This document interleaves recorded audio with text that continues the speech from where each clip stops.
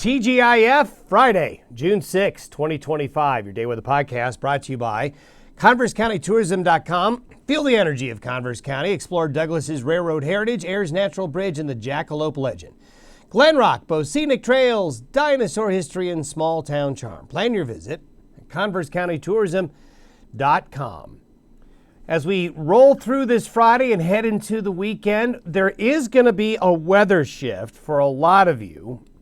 For folks who have had a lot of gray skies and coolness and a lot of wetness really since late this past Sunday up through today, over the weekend, you're going to feel some of the drier, warmer weather that some folks in the northern Rockies and areas west of the Divide have felt really all week. But we will be looking at more cloud buildup like you see in the photo there today.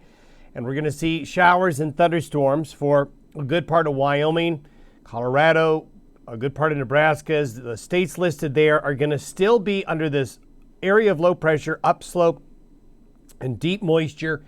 That's going to really fuel showers and thunderstorms and severe weather again. We had severe weather yesterday, especially for folks in the South Platte Valley of northeastern Colorado, with some hail and some heavy rain.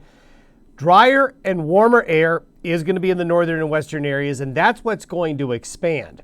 And as that expands, that will allow temperatures to warm up for everywhere this weekend and into early next week. It's also going to lower the thunderstorm threat, although the thunderstorm threat is going to kind of get consolidated down into the southern Rockies and southern plains. Dirty high pressure next week. That's that high pressure ridge where it's a high pressure system, but stuff still gets through. Beautiful shot there of clouds building on the Cheyenne Ridge, that higher ground right at the Wyoming-Colorado border. After this photo, clouds quickly filled in, and then just a steady rain and thunderstorm activity developed across the region. And that's similar to what's going to happen again. There's a great shot of a big thunderstorm blowing up on the east side of the Wind River Mountains, building up and growing strong and tall. When the clouds aren't around, it's a beautiful sight to see those cumulonimbus clouds. And yes, that's a photo in the month of June. Even in central Colorado, the snow, as we showed you earlier in this week, has continued to fall in the high country. At the same time, that moisture and the coolness is a good thing to have here in early June. We don't want to jumpstart into summer too quickly. And boy, beautiful shot there up near the Rapid City area. You can see all the green, low clouds, steady, light to moderate rain fell in many areas yesterday. Is this Scotland or is this Monument, Colorado? Kind of hard to tell if you didn't know where this picture was taken. And all of the rain, all the precipitation over the last 6 to 8 weeks has led to, look at that grass, happy cows. Now, if we had a photo from this same location about, 10 weeks ago, it would have looked a lot different. But along the North Platte Valley there in the Panhandle of Nebraska, the rain has come back in spades. One reason is this trough of low pressure. I know the satellite photo, I have changed it. It has looked the same just about every day this week. It's been clear out here, but we've had this persistent cloudiness and moisture here over the central Rockies and the central and southern high plains, and it will be again today. So you can see there's an upper level system right there, another little system holding back right here, and the broad trough has just been hanging around all week. So as you could surmise, with the deep moisture in place, we're going to see showers and thunderstorms, especially in the dark green and blue areas. Now we have this area of dryness, and if you're in this brown area, you've had sunshine, you've had warm, summer-like weather conditions.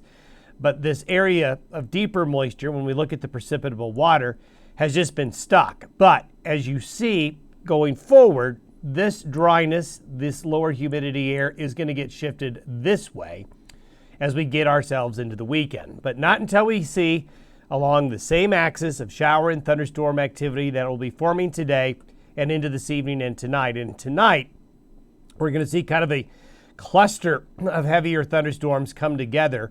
This ends at 6 p.m. Mountain Time. So these showers and thunderstorms here after 6 p.m. will kind of consolidate and come into here.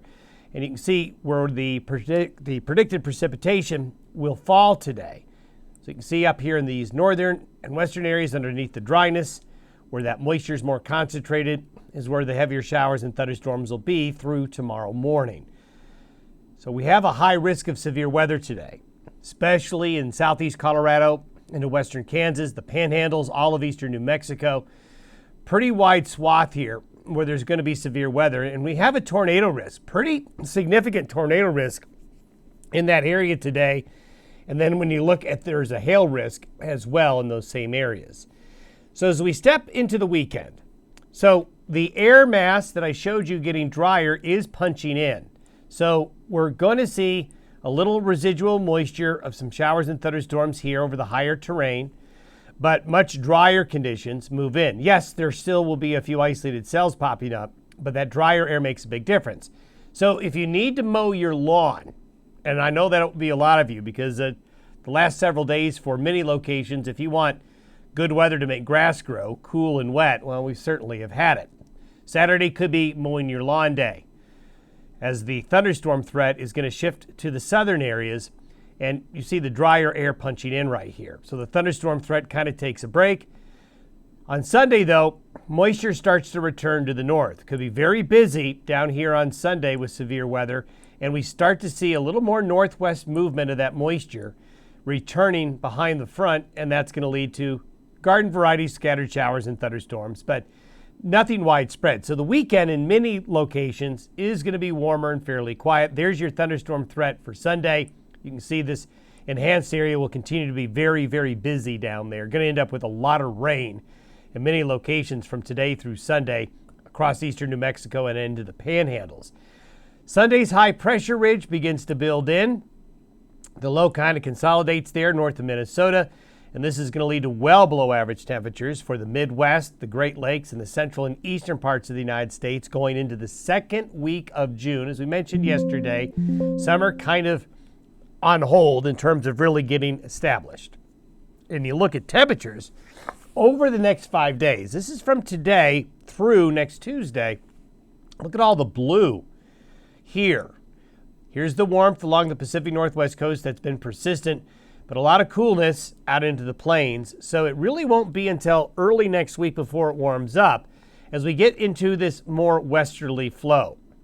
So as this more westerly flow develops, there's a general broad area of high pressure, a little ridge right here. I could draw a little high, but this is where we talk about the dirtiness. There's little systems coming through. And really, I can tell you, Wednesday through Friday of next week is going to be very busy with thunderstorms and probably severe weather because of these little upper level lows. It'll get warm. It'll get warmer than it's been, but these systems will kind of keep things going. More shower and thunderstorm activity next week, especially middle to the end of next week. When we look at the temperatures, it's really Tuesday and Wednesday when we get a punch of this warmer air further east. It has to kind of come up over the top and into the northern and central high plains. There's a persistent coolness down here because of the showers and thunderstorms and the clouds, as we showed you. Wednesday, you can see the axis of the warmth, this east-west axis expands, gets into the Great Lakes. Coolness, relatively speaking, still is bottled up over the far south, but you can see the warmer weather finally spreads a little bit further into the west. So it will be warmer next week as this warmer air begins to push on through, but certainly nothing record-breaking. Have yourself a good weekend. We'll see you on Monday.